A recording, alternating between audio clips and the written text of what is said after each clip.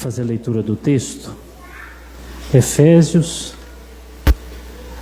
capítulo 5, a partir do verso 22. Todos acharam?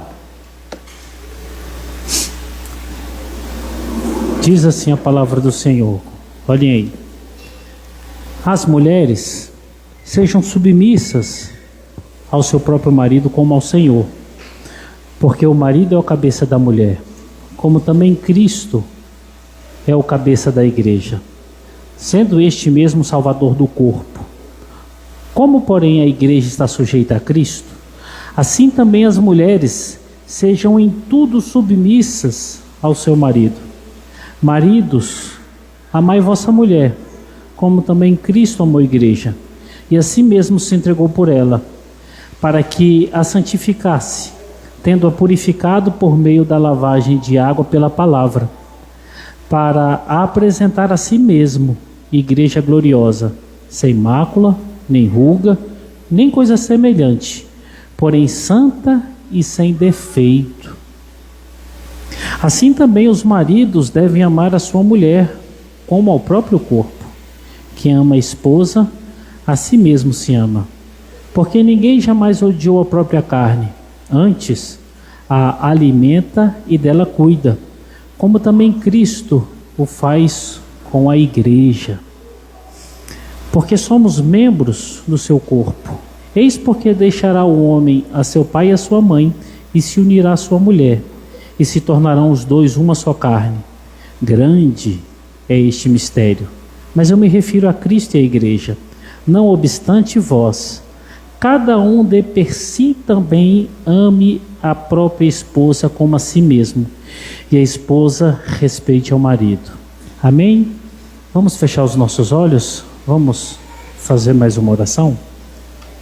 Senhor Deus, em nome de Jesus, nós oramos a Ti, meu Pai, agradecidos por essa palavra que lemos. Te agradecemos pelo culto que o Senhor mesmo tem nos direcionado a Ti, e rogamos a Ti, Pai, que o Teu Espírito Santo fale conosco, Senhor, e continue trazendo, Pai, aos nossos corações, aos corações de cada família dessa igreja, os ensinos que são concernentes àquilo que nós estamos meditando nesses últimos domingos.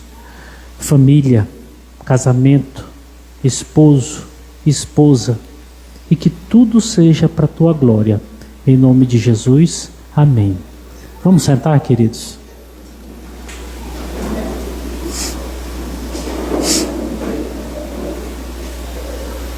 Meus irmãos, hoje nós damos continuidade no que nós estamos pregando aqui no livro de Efésios. Se nosso bom Deus permitir, hoje nós concluiremos o assunto que nós estamos tratando, porque nós estamos respondendo essa questão: sou crente, como devo viver para a glória de Deus? De forma específica, esse é o 5º domingo que nós estamos respondendo essa questão. Sou um crente casado, como devo viver para a glória de Deus? Como temos visto, meus irmãos, no primeiro domingo, nós vimos que nós, como crentes casados, devemos ter o entendimento que o casamento é indissolúvel. Nós casamos para que seja até que a morte nos separe. Aprendemos isso com o nosso Cristo lá no livro de Mateus. Na segunda exposição, nós vimos que o casamento é dom de Deus. E além de ser dom de Deus, é lugar de santidade e de prazeres. Casamento é lugar de santidade e prazeres que não se encontram em nenhum outro local. No nosso terceiro momento, nós vimos que casamento é o local de pessoas cheias do Espírito Santo. Quando meditamos aqui do verso 22 ao verso 23, foi enfatizado da seguinte forma: esse texto não está falando de casamento, não, ele está falando de pessoas cheias do Espírito Santo que estão dentro do casamento. É bem diferente.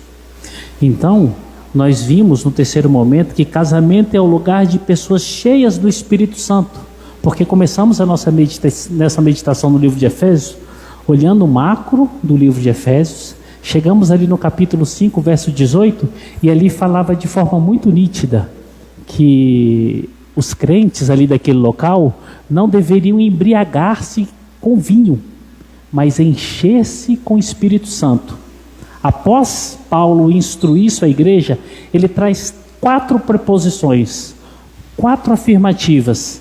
E a última era assim, a sujeição, verso 21.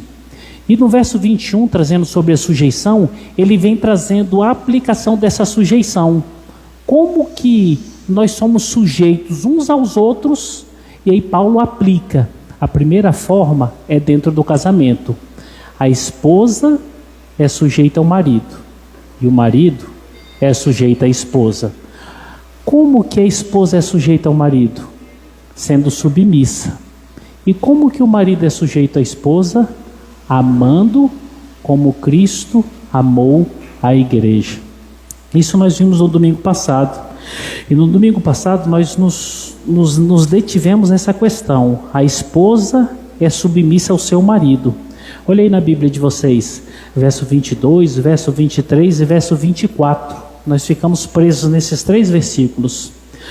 E hoje, nosso bom Deus permitindo, nós vamos do verso 25 ao verso 33.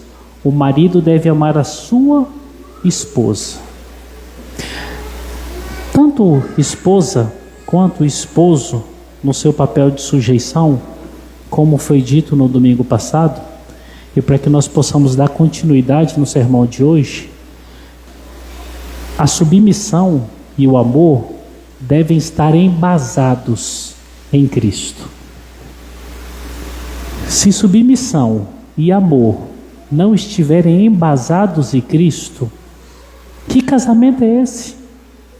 O casamento bíblico é assim, irmãos.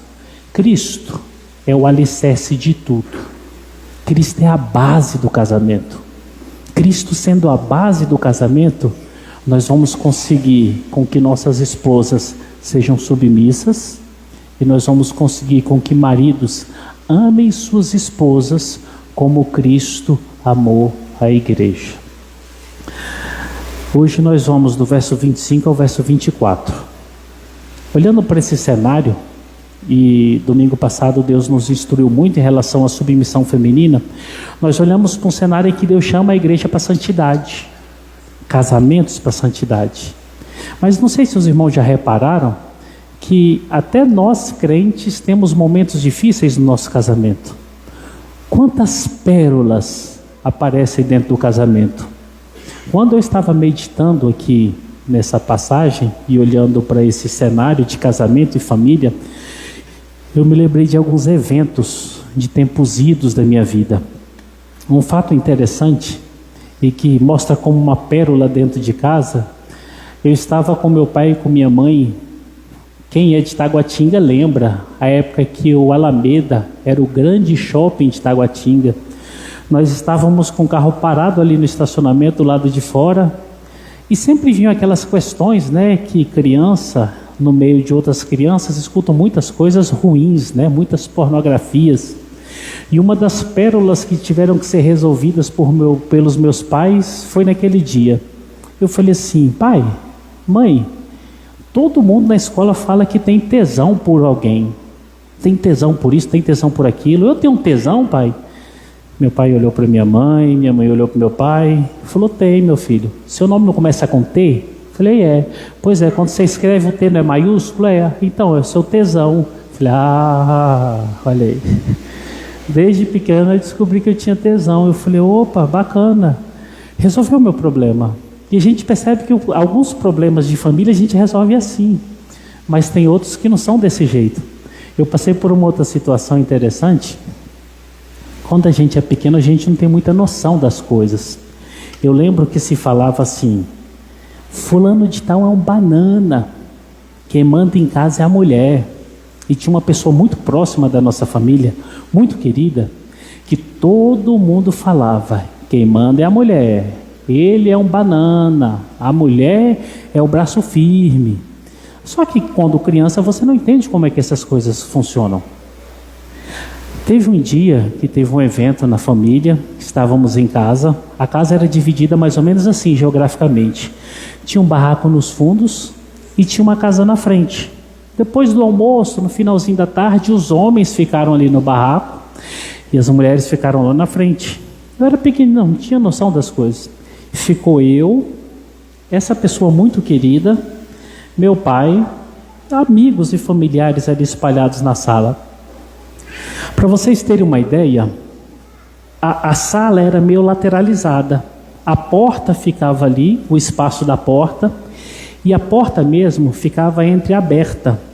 Quem chegava do lado de lá não era visto pelas pessoas que estavam aqui. Só eu e essa pessoa muito querida, que eu não posso falar o nome, né, irmãos?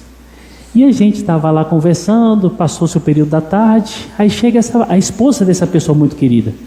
Ô marido, vambora meu bem, tá ficando tarde, a gente tem que ir para casa. Calma meu bem, calma, já já nós vamos. Tá bom. E ela voltou para ficar lá com as mulheres. Passa ali uns 20, uns 30 minutinhos, chega a esposa de novo. Meu amor, vambora, nosso caminho é longo, por favor, tem que resolver as coisas, vambora meu bem. E ele era muito manso, era o pai da mansidão. Calma amor, calma, a gente já vai, já já. Ela foi. E ela, por ser uma mulher de pulso firme, ela também era muito capciosa. Quando ela chegou na terceira vez, ela chegou naquela parte da porta que só ele via.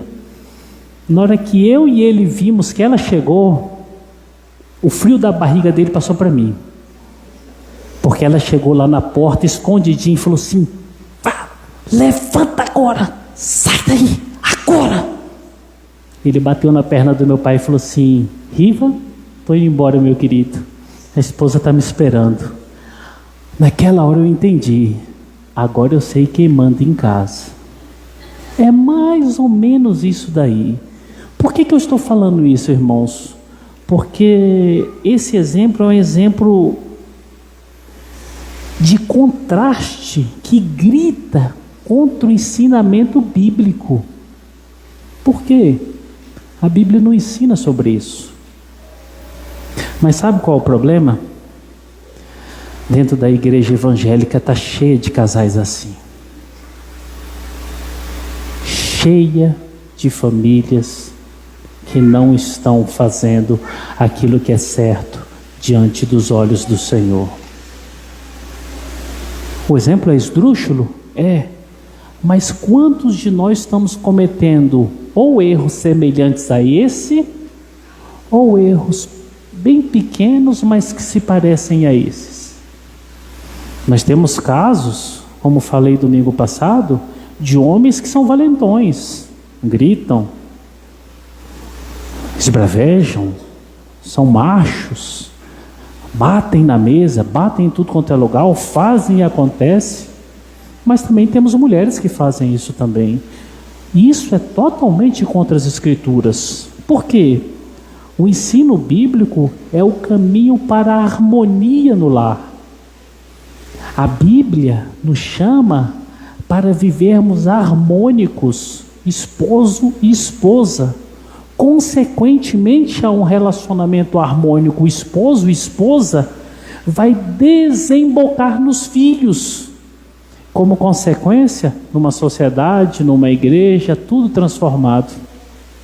Warren Wiersbe, um teólogo de tempos idos, ele falou algo fenomenal e eu quero compartilhar com vocês e abro aspas. Marido e esposa se sujeitam a Cristo. Marido e esposa se sujeitam um ao outro. Nisso, não permite ter um maior ou menor dentro de casa. Porque quem é maior dentro de casa? Cristo. Quem é o Senhor dentro de casa? Cristo. Após essa submissão, um e o outro conseguem compreender quais são os seus papéis. Por quê? Porque não vai existir aquela luta de um bater no peito e dizer assim: eu que mando. A última palavra aqui é minha. Você tem que me obedecer. Quando Cristo é o Senhor daquele lar, Ele faz com que essa casa viva em plena harmonia, em que o marido não precisa reivindicar sua autoridade e a esposa não precisa exigir amor. Deixa eu fazer uma pergunta para vocês. Está assim na casa de vocês?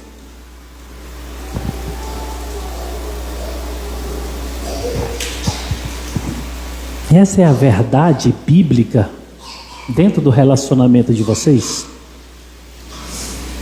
Domingo passado, meus irmãos, nós ficamos detidos aqui, verso 22, verso 23 e verso 24. Nós falamos sobre a submissão da mulher. E hoje nós vamos seguir do verso 25 e diante, sobre o amor que o marido deve dar à sua esposa. Lembrem-se, e olhem comigo aí por favor, verso 18 do capítulo 5, ele starta para nós chegarmos aqui. E não vos embriagueis com o Espírito Santo, no qual há dissolução, mas enchei-vos do Espírito Santo.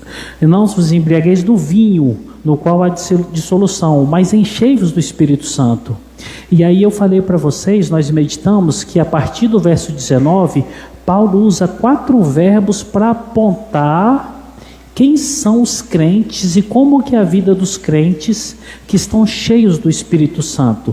Primeiro, falando entre vós com salmos. Segundo, dando sempre graças por tudo ao nosso Deus, louvando de coração ao Senhor com hinos e cânticos. E o verso 21 ele encerra dizendo assim: sujeitando-vos uns aos outros.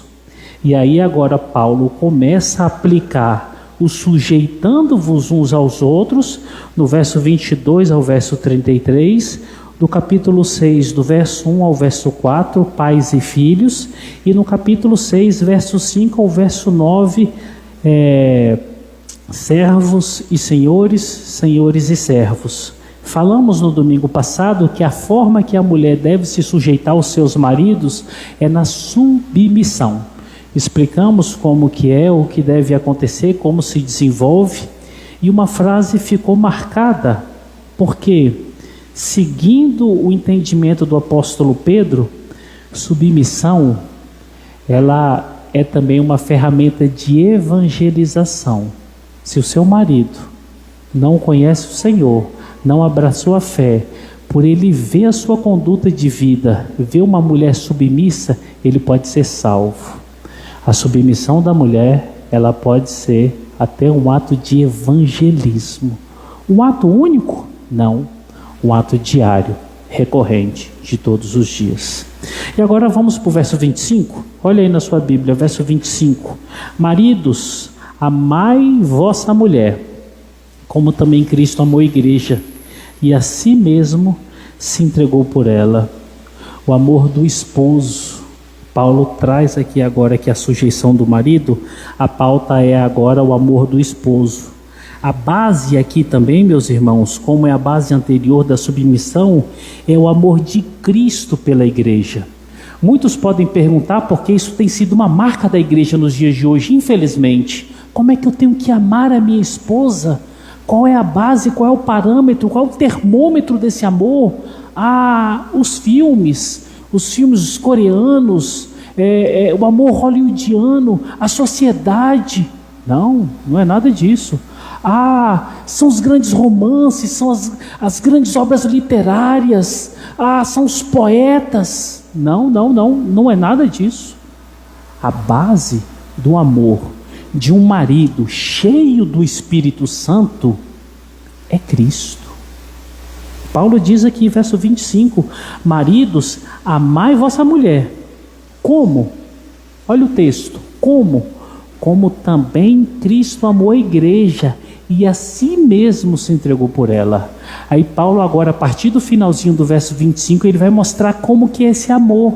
Como se desenvolve o amor de um marido cheio do Espírito Santo por sua esposa que também está cheia do Espírito Santo e também por uma esposa que não está cheia do Espírito Santo.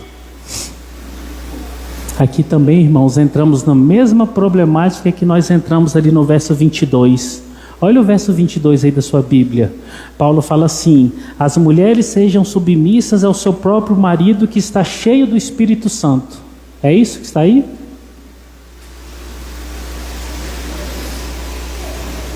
A Bíblia está assim: as mulheres sejam submissas ao seu próprio marido, que é quando ele for um homem muito bom para vocês. A submissão não está nessa condicional. A esposa seja submissa, independente de quem seja e como seja o marido. E aqui da mesma forma o verso 25 fala assim: maridos, amai vossa mulher como também Cristo amou a igreja. Não existe condicional. E aqui eu volto as palavras para os irmãos solteiros, porque domingo passado eu falei para as irmãs solteiras: irmãos, cuidem os pés de vocês para onde vocês vão estar andando. Por quê? Porque amar como Cristo amou a igreja não é um amor para uma mulher que seja submissa, não é um amor, um ato de morte, um ato de renúncia, um ato de ser semelhante a Cristo para uma mulher que vive em reciprocidade com você. Não, Paulo está deixando o seu amor aqui tonificado, muito difícil. Amai vossa mulher, independente de quem ela seja e como ela viva. Ela é sua mulher? É, então ame. Como, pastor? A ponto de morrer por ela, se entregando por ela, orando por ela, intercedendo por ela, instruindo, se possível, a palavra de Deus por ela. Por que essa palavra vai pesada para os solteiros? Os irmãos que são casados aqui sabem que é difícil pra caramba amar suas esposas, não sabe?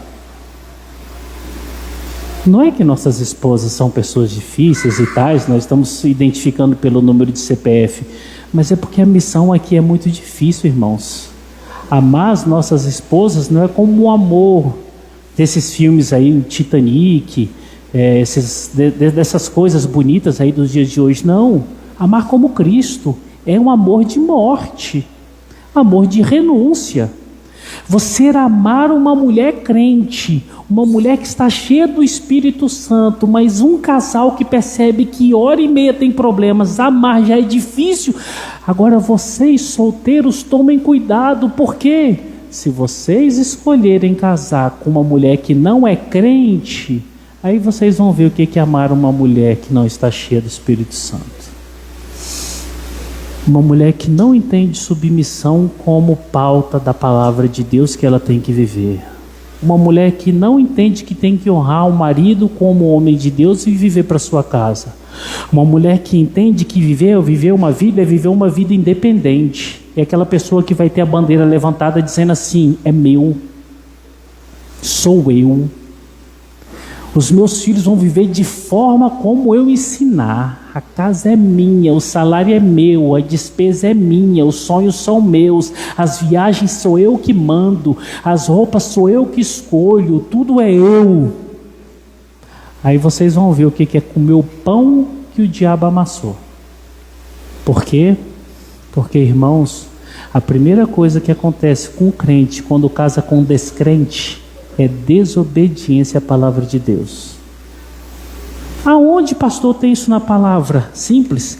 De Gênesis a Apocalipse, é proibido um crente se juntar com um descrente. E quando você olha para esse texto, você tem que amar alguém que é inimigo direto de Deus, aí você vai ter que entender o que é viver Cristo para os ímpios. Quando nós amamos nossas esposas estão cheias do Espírito Santo, você percebe que você encontra reciprocidade.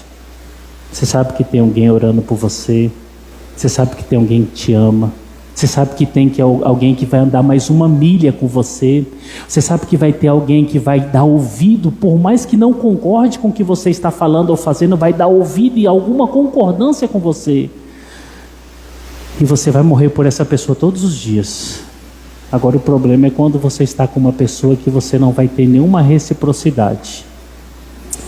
Eu lembro de Cristo. Vocês lembram de Cristo lá no finalzinho da vida dele? Estava preso.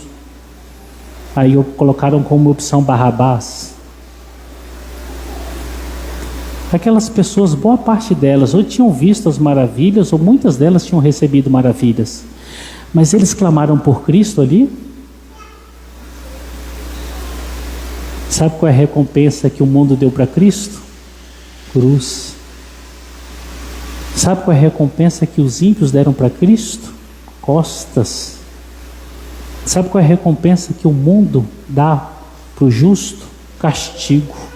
Quando eu olho para o verso 25 e olho para a vida dos solteiros, eu digo para vocês: guardem os pés e os corações de vocês, porque esse amor é um amor sacrificial de um homem por uma esposa.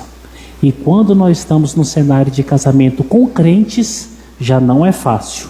Agora, num casamento com ímpia, aí você vai experimentar dificuldade na sua vida. Qual a segunda informação que tem nesse texto? A segunda informação que tem nesse texto é que Paulo fala que esse amor é semelhante ao amor de Cristo. Como que nós olhamos para a Bíblia e encontramos o amor de Cristo? Primeiro, aqui na parte B do verso 25, porque Paulo continua dizendo assim: amai vossa mulher como também Cristo amou a sua igreja. E como é que Cristo amou a sua igreja? E Paulo começa a mostrar aqui no verso 25 que Paulo amou a sua igreja da seguinte forma: se entregando por ela. Paulo está instruindo agora essa igreja sobre o momento do casamento, dizendo assim: o modelo de você, marido, viver relacionamento na sua casa é semelhante a esse, se entregando por sua esposa, como Cristo se entregou. Quando nós olhamos de uma forma sistemática, olha na Bíblia de vocês aí no livro de João, no capítulo 10, para que a gente possa ter uma ideia um pouquinho mais abrangente dessa entrega. João capítulo 10, verso 11 ao verso 15. Olha o que diz aí a palavra do Senhor. Eu sou o bom pastor. O bom pastor faz o que, irmãos, aí? Ele dá a vida pelas suas ovelhas. Verso 12. O mercenário que não é pastor, a quem não pertencem as ovelhas, vê vir o lobo, abandona as ovelhas e foge. Então o lobo as arrebata e dispersa. O mercenário foge porque é mercenário e não tem cuidado das ovelhas. Primeiro, verso 11. A característica de Cristo é dar a vida pelas ovelhas. Aí ele coloca um outro personagem aqui no verso 12 e verso 13, o mercenário. Ele fala assim: o mercenário não é pastor, as ovelhas não pertencem a ele. Aí agora ele fala assim: quando chega o predador, o que o mercenário faz? Foge. O que o pastor faz? Dá a vida. O que o mercenário faz? Foge. Verso 14. Eu sou o bom pastor. Agora olha aqui no verso 14. Eu conheço as minhas ovelhas. E olha o finalzinho do verso 14. Elas me conhecem a mim. Olha a segunda característica desse bom pastor. Ele conhece suas ovelhas, mas ele é conhecido por elas. Não é um relacionamento alienígena, é um relacionamento de conhecimento, e um conhecimento pautado na confiança. Se chegar o predador, o meu pastor morre por mim. Mas quando a ovelha está com o mercenário, ela sabe: se chegar o predador, o mercenário foge e eu serei arrebatada. E para terminarmos, verso 15. Assim como o Pai conhece a mim, e eu conheço o Pai, e dou a minha vida pelas ovelhas. O relacionamento desse bom pastor tem um parâmetro, é o mesmo relacionamento dele com o Pai. Aí quando nós olhamos e trazemos para essa realidade do que Paulo está instruindo no casamento, ele está dizendo da seguinte forma: o marido, no seu relacionamento com a sua esposa, no seu amor, tem que ser um relacionamento com a seguinte pauta: ele tem que ser diferente de quem não é marido, de quem é mercenário. Ele não foge nos momentos das dificuldades. Ele não foge nos momentos das tribulações. Pelo contrário, ele está na frente. Ele dá a vida. Ele briga. Ele luta. Ele vai fazer de tudo para que possa proteger a ovelha de Jesus, que é sua esposa. Porque ele é semelhante a Cristo. Segunda realidade que tem aqui: o bom pastor conhece as ovelhas. Os maridos que amam suas esposas devem conhecer as suas esposas o mais profundo possível para eles. Por quê? Porque um relacionamento sem conhecimento é um relacionamento nenhum, irmãos. Hoje você olha para os relacionamentos que cercam dentro das igrejas evangélicas, é um relacionamento bem distante. Eu não sei o que minha esposa quer, eu não sei do que minha esposa gosta, também não me interessa. Nós maridos, no chamamento, no imperativo de amar, tem tudo isso, irmãos, e conhecimento está na pauta disso.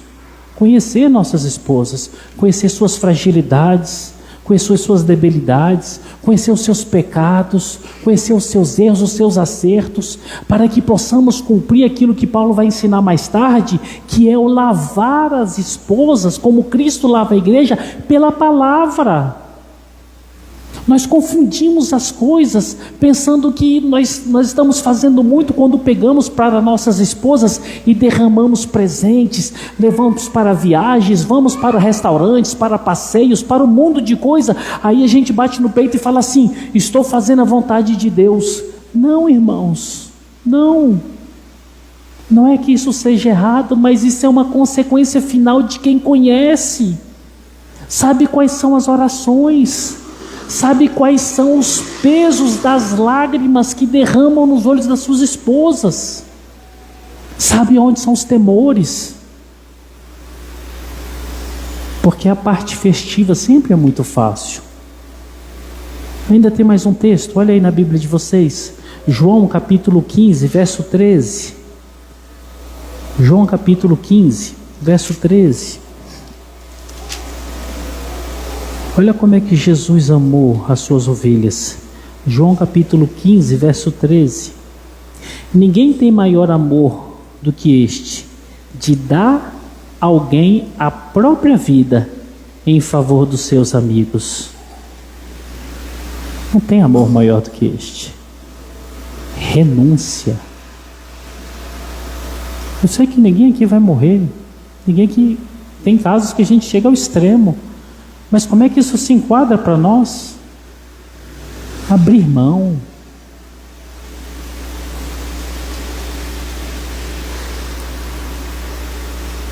Procurar abdicar dos seus próprios prazeres e dos seus próprios desejos para que você possa trazer satisfação para o seu próximo, o marido para a sua esposa. Você renunciar a algumas coisas no presente para que você possa encontrar um caminho pasto, uma pastagem verdejante lá na frente, porque você está investindo na sua esposa, você está dedicando tempo para a sua esposa, você está cuidando da sua esposa. Hoje nós vivemos uma geração cheia de sonhos, cheia de realizações para acontecerem, e não temos tempo para parar. O que mais escuta: minha esposa tem um salário dela, tem a vida dela, tem as corridas dela, tem os sonhos delas, as elucubrações dela, ela se vira por lá. Não, minha esposa tem aí o dinheiro dela, ela se vira. Irmãos, não é assim, irmãos. Não é assim. Nós falávamos ontem, né, Marcão, sobre a samaritana, lá em João 4. Jesus, quando está passando de uma parte para outra ali em Israel, ele sai da Judéia para ir para a Galiléia e ele vai lá tem que passar, a Bíblia fala assim, ele tem que passar por Samaria. E nós falávamos que aquele texto, não é que está errado, mas o judeu não passava por Samaria. O judeu passava por fora de Samaria, para não ter contato com os samaritanos. Por que Jesus tinha que passar por Samaria? Porque ele tinha um encontro marcado com uma samaritana, na agenda de Deus, para transformar a vida daquela mulher. Quantos de nós maridos temos que ter um texto desse na nossa vida? Eu tenho que fazer tal coisa. Eu tenho que abrir mão de tal coisa. Eu tenho que entregar tais coisas para minha casa, para que eu possa trabalhar no coração da minha esposa. E isso sempre vai estar na pauta da renúncia. A segunda demanda aqui do verso, terceira demanda do verso 25 é por ser o de Cristo, o amor de Cristo ser espontâneo. O amor do esposo tem que ser espontâneo, não tem que ser exigido. Vocês lembram do domingo passado? Eu falei para vocês que tem muitos maridos que chegam para suas esposas e falam assim: você tem que ser submissa, você tem que se submeter a mim. Mulher tribulosa, insubmissa. Muitos casos acontecem, reivindicando, chamando, exigindo. O que nós encontramos em Cristo é espontaneidade. Cristo se entregou de si mesmo para salvar a sua noiva. A submissão, ela vem de dentro para fora. O amor dos maridos para suas esposas, ele tem que vir de dentro para fora. Não cabe exigências. Qual é o modelo, pastor? Filipenses capítulo 2. Olha aí na sua Bíblia. Filipenses capítulo 2. A partir do verso 1 até o verso 8. Filipenses capítulo 2 vai falar sobre Cristo. E ele fala assim: se há, pois, alguma exortação em Cristo, alguma consolação de amor, alguma comunhão do Espírito, se há entranhados afetos e misericórdias, completai a minha alegria, de modo que penseis a mesma coisa, tenhais o mesmo que amor? O mesmo amor. Olha que Paulo fala aí: tenhais o mesmo amor, sejais unidos de alma, tendo o mesmo sentimento. Nada façais por partidarismo ou vanglória, mas por humildade, considerando cada um os outros superiores a si mesmo. Não tenha cada um em vista o que é propriamente seu, senão também cada um o que é dos outros. Qual é o exemplo prático do que Paulo está ensinando do verso 1 ao verso 4? Está no verso 5 ao verso 11. Cristo. Tende em vós o mesmo sentimento que houve também em Cristo Jesus, pois ele, subsistindo em forma de Deus, não julgou como usurpação o ser igual a Deus. Antes, a si mesmo se esvaziou, assumindo a forma de servo, tornando-se em semelhança de homens e reconhecido em figura humana, a si mesmo se humilhou, tornando-se obediente até a morte de cruz. Pelo que também Deus o exaltou sobremaneira e lhe deu o nome que está acima de todo nome, para que ao nome de Jesus se dobre todo o joelho, nos céus, na terra e debaixo da terra, e toda língua confesse que Jesus Cristo é o Senhor, para a glória de Deus. Olha o parâmetro da humildade. Olha o parâmetro do amor. Cristo. Se não for isso, irmãos, pega minha joia.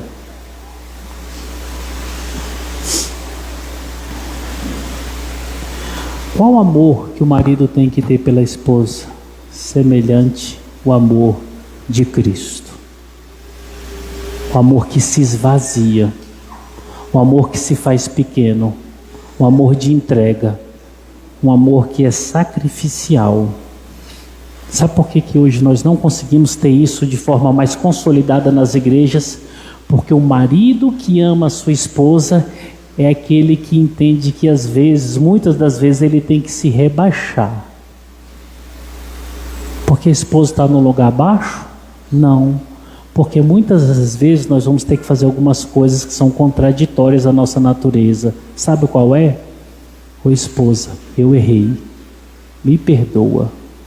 Irmão, se tem uma coisa difícil de fazer é pedir perdão. Puxa vida! E principalmente quando as mulheres estão certas. Ô rapaz, marido, não vai por aqui não. Marido, não faz tal coisa, não se envolve com tal pessoa não. Rapaz, e a gente entra, e a gente vai, e a gente faz. Aí quando você vê tudo que ela falou estava certo. Aí são duas vergonhas, a vergonha do erro e a vergonha de ter que vir conversar. O que é isso? É você se rebaixar. Os homens, os machões, não, eu não posso. Pode, irmão, você deve. Por quê? Porque como auxiliadora ela foi chamada por Deus para te abençoar, sendo auxílio, sendo comunicação e sendo conselho do seu lado. Amar é renúncia, amar é morte, amar é exemplo. Se o exemplo não vem do marido, que é o cabeça do relacionamento, vai vir de quem? Aí em quem que a esposa vai olhar o exemplo correto? Quem que os filhos vão olhar como exemplo correto? Tem que vir de casa, tem que vir do cabeça, tem que vir do marido. O marido é aquele que dá a palavra final? É aquele que diz sim, sim, é aquele que diz não, é não, mas é aquele que tem que ser humilde para dizer me perdoa. Você estava certa, eu preciso dos seus conselhos, eu preciso do seu auxílio. Isso é amor, porque é renúncia, é dependência. Jesus, quando está no Getsemane, ali, se eu não me engano, capítulo 26 de Mateus, ele vai com os discípulos, deixa 9 e pega mais 3. Ele fala assim: eu preciso que vocês orem comigo. Jesus era menor que os discípulos ali? Jesus junta com seus discípulos depois da ceia, despe-se, coloca uma toalha no colo, pega os pés de cada um e começa a fazer limpeza. Ele era menor do que eles? Não! Mas nós, maridos, devemos ser semelhantes a Cristo nesse momento, no entendimento que atos, palavras, escolhas e posicionamentos nossos devem colocar nossas esposas em alguns lugares que parece que é o centro. É o centro no lugar de Cristo? Não, de forma alguma. Mas em alguns lugares que nós teremos que reconhecer a importância dela nas nossas vidas. Isso que Paulo ensina no verso 26, porque Cristo está fazendo isso com a igreja. Agora nós vamos para o verso 26, verso 27.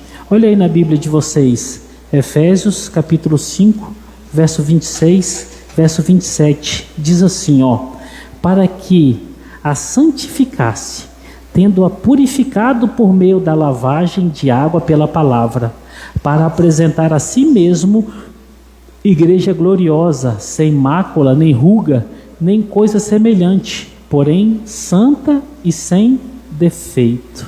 Aqui nós encontramos nesses textos, são os resultados do amor de Cristo, são as pautas do amor do marido. Quais são, pastor? O que Cristo fez pela igreja? Primeiro ponto, a igreja santificada. A igreja não é santa por ela mesma. A igreja é santificada por causa de Cristo. O que mais, pastor, que Cristo fez pela igreja e que Paulo está instruindo a igreja de Éfeso?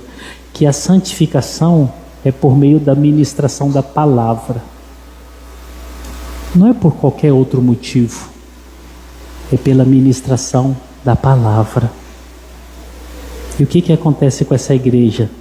Por causa de Cristo, por causa do seu sacrifício, por causa dessa santificação, por causa da ministração da palavra, essa igreja, ela anda convicta, porque ela é uma igreja que está guardada, é uma igreja que está tratada, é uma igreja que está instruída e santificada. Olha o que Cristo fez pela igreja. Só isso tudo. E agora essa palavra chega a nós, maridos. Como que nós amamos nossas esposas? Nossas esposas devem estar na pauta da santificação. É o marido que santifica a esposa, não é Cristo? É Cristo. Mas como que o marido faz isso por sua esposa? Rotina cultica dentro de casa. Ele ora por sua esposa, ele ora com sua esposa, ele medita na palavra. Na sua casa tem culto doméstico.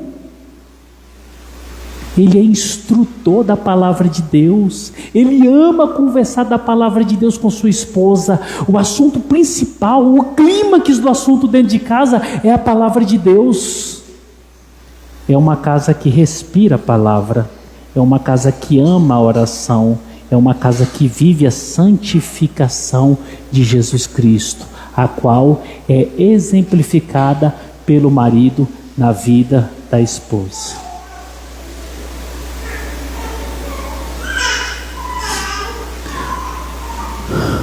Toda vez que nós temos um casamento em que a pauta é a santificação e a ministração da palavra, o cuidado e o zelo, nós vamos perceber que nós olhamos para as esposas, nós vamos encontrar mulheres tranquilas,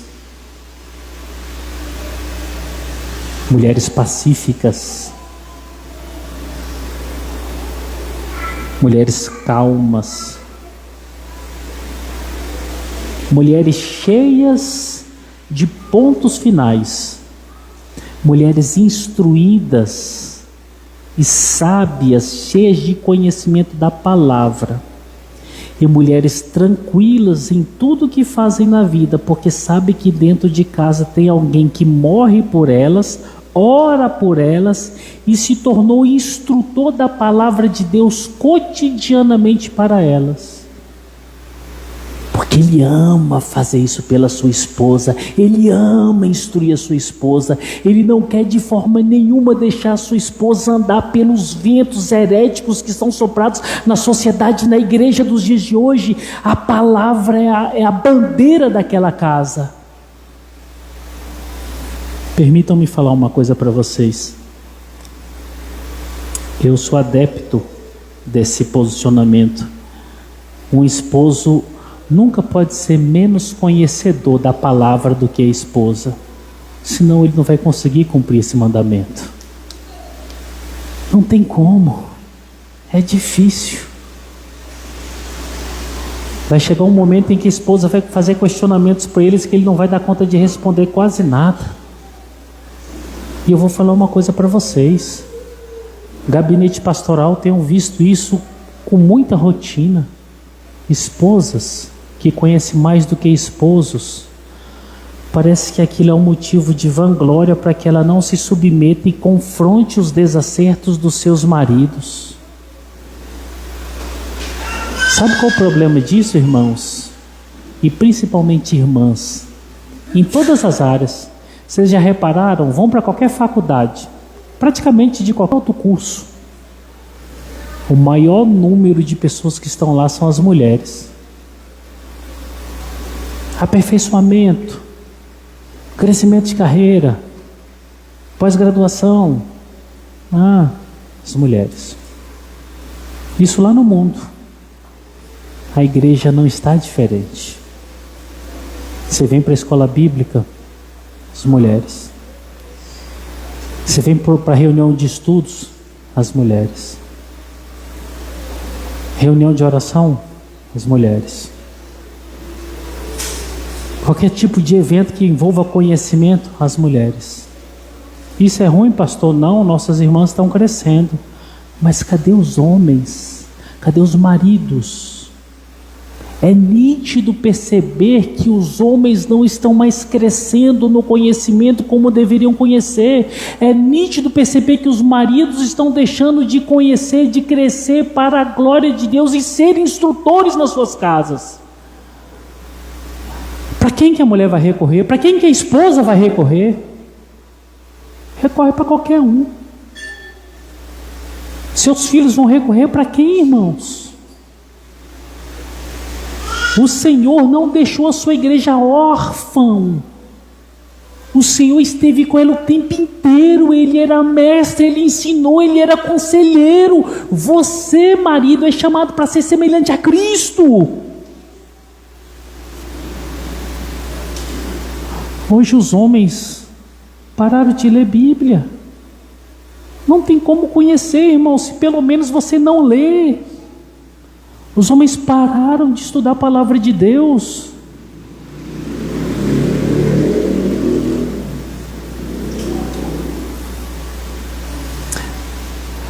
João capítulo 6, se eu não me engano, 57, depois de um duro discurso, a Bíblia fala que todos abandonaram o mestre. Ele chega ali para os 12. E vocês? Vão embora também não? Pode ir. Os discípulos falam assim: Senhor, só Tu tens palavra de vida eterna. Sabe por quê? Porque os discípulos conheciam pelo que ouviam e pelo que viam. Em Cristo havia o caminho de vida eterna. Maridos, amar é conhecer, irmãos. Amar é crescer em conhecimento. E mais do que isso, amar é conhecer, amar é crescer em conhecimento e amar é ministrar conhecimento. Amar é você dedicar instrução para suas esposas, porque Cristo fez isso pela igreja. Verso 28 e verso 29. Assim também os maridos devem amar a sua mulher, como ao próprio corpo. Quem ama a esposa, a si mesmo se ama, porque ninguém jamais odiou a própria carne, antes a alimenta e dela cuida, como também Cristo faz com a igreja. Aqui nós chegamos no momento do texto que nós podemos falar de forma muito respeitosa, é o amor egoísta. Como é que é o amor egoísta? Eu amo minha esposa como eu me amo. Aí nós lembramos daquela introdução, naquela palavra introdutória de Jesus: Mestre, qual é o grande mandamento? Aí Jesus fala assim: amarás o Senhor teu Deus sobre todas as coisas e ao teu próximo como a ti mesmo. Sabe por quê, irmãos? Não existem pessoas que não se amem. Nós nos amamos demais, demais da conta. Nós nos amamos tanto que existem pessoas que dão cabo das suas vidas, porque elas se amam demais e elas se encontram numa situação injustiçada que elas não aceitam aquela situação e dão cabo daquilo. Mas Paulo chega numa situação aqui, verso 28 e verso 29, que tem que ser um alerta para os maridos. Assim também os maridos devem amar a sua mulher, como ao próprio corpo. Quem ama a esposa, a si mesmo se ama. Os maridos se alimentam, os maridos dormem, os maridos têm os seus momentos de prazeres, os maridos têm as suas pluralidades. Se vocês têm isso para vocês e não conseguem agregar a esposa nisso, questione o amor. Está errado. Porque se você não ama a sua esposa, você não ama a si mesmo. Hoje é uma individualidade terrível. O marido tem a vida particular dele. Ele vive o extremo da vida dele e não quer colocar a esposa em nada. Ele vive no canto dele, ele é isolado. Os sorrisos, as alegrias, as festas, as viagens. Aonde está a esposa? Tem uma frase, ela cabe muito na nossa realidade de crentes. Aonde cabe a minha pessoa, tem que caber minha esposa e meus filhos. Se um local que me convida para estar lá, eu como pessoa, e não cabe minha esposa e meus filhos, eu tenho que começar a questionar se aquele local é um local para mim. E eu estou falando de convites externos. Agora deixa eu falar dos passos internos do seu coração, marido. Se um filme não cabe sua esposa assistir com você, não serve para você também. Se um passeio não cabe sua esposa e seus filhos, também não serve para você. Se o conteúdo do seu computador, do seu celular, do seu WhatsApp, do seja lá do que for, das suas redes sociais, não cabe a sua esposa e seus filhos, não cabe a você. Por quê? Porque você ama compartilhando, você ama junto, você ama construindo. Cristo entregou tudo em obediência ao Pai, amando a sua noiva. Nós temos que ser semelhantes a Ele. Quem ama a sua esposa, a si mesmo se ama. Olha o finalzinho do verso 28. Quem ama a esposa, a si mesmo se ama. E aqui nós vamos entrar, porque Paulo vai apontar agora, verso 30 até o 33, a união mística, que é uma só carne, marido e mulher, e a igreja que é una. Paulo está apontando para uma situação difícil de ser explicada. Por quê? Porque a Bíblia vai apontar lá no início, lá no Gênesis, Paulo vai evocar esse texto, que marido e mulher, entre aspas, não são duas pessoas distintas. É uma só carne. Aqui nós temos irmãos, amigos de todas as formas. Mas para quem é casado, é uma só carne. Não se divide. Não se separa. Ninguém mete o bedelho. É para chorar junto. É para sorrir junto. É para comemorar junto. É para brincar juntos. É para viverem juntos. Marido e mulher.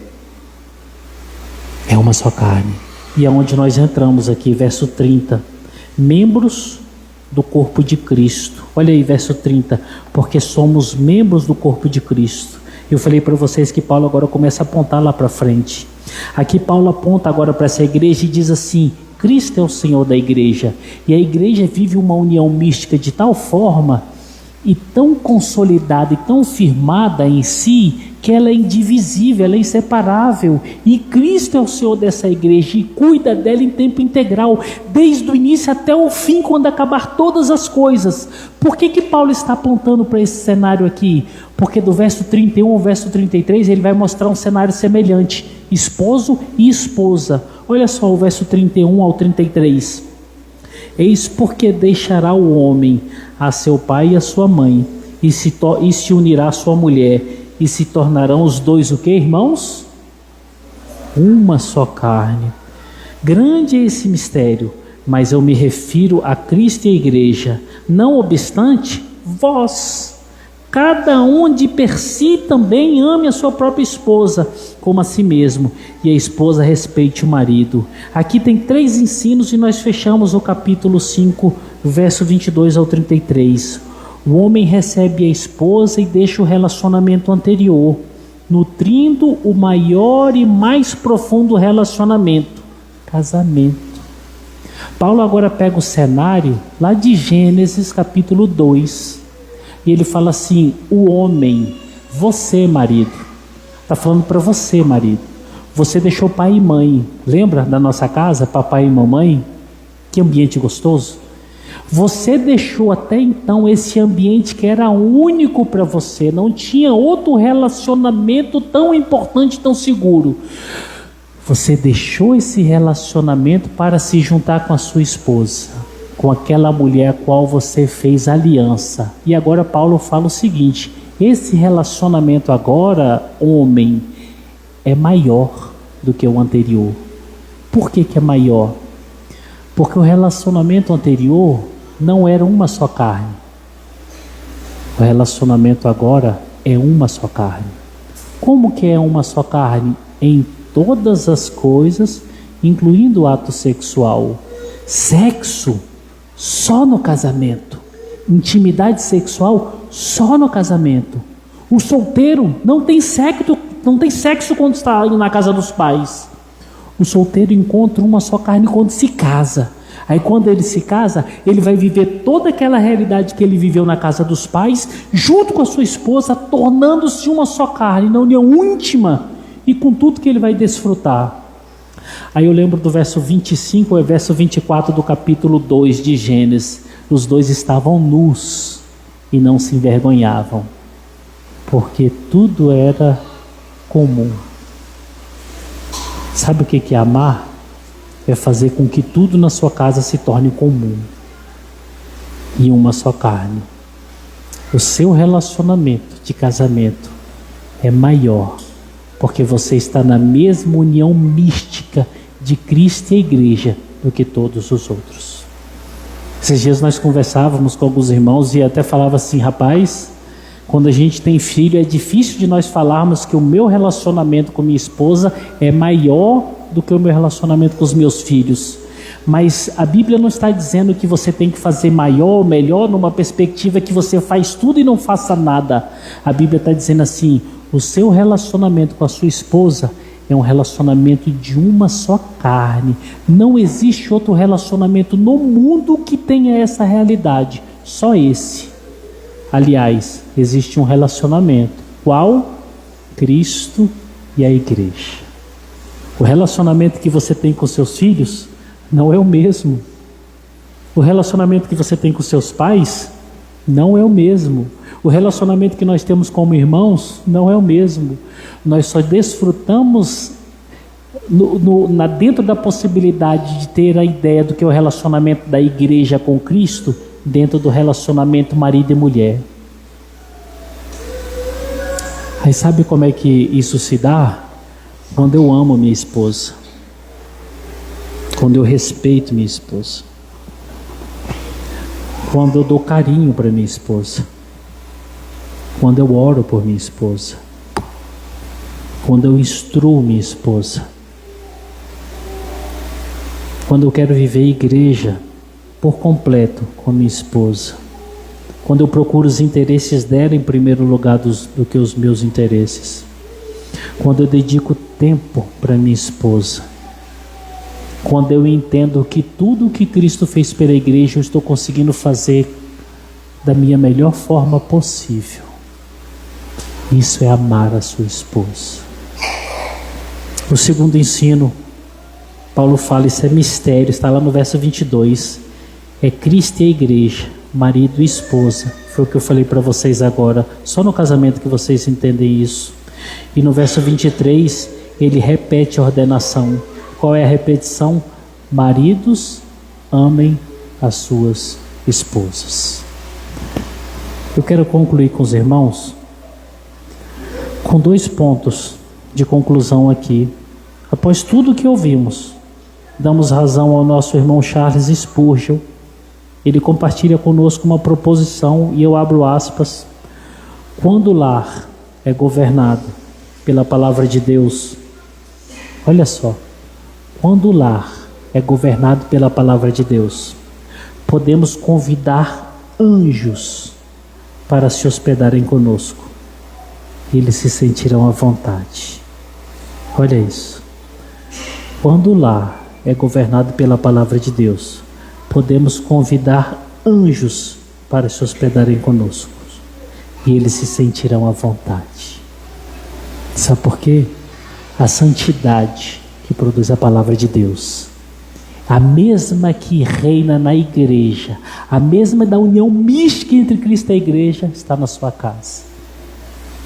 Aí deixa eu fazer uma pergunta para vocês, não precisa responder não.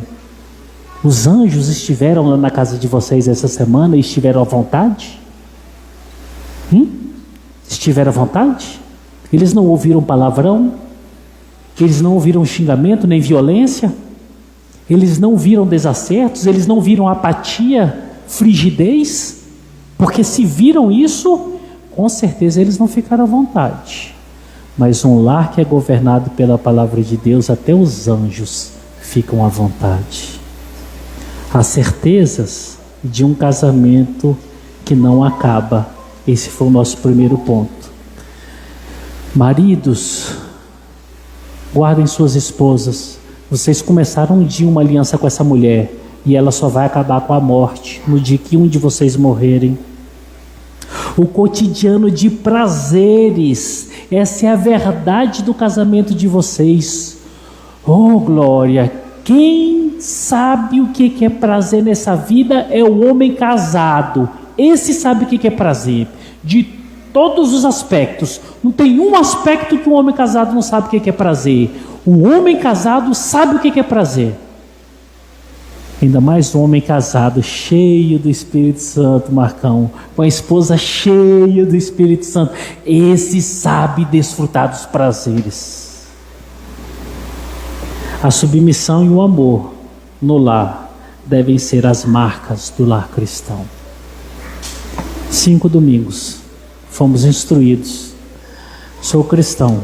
Como que eu devo viver para glorificar a Deus?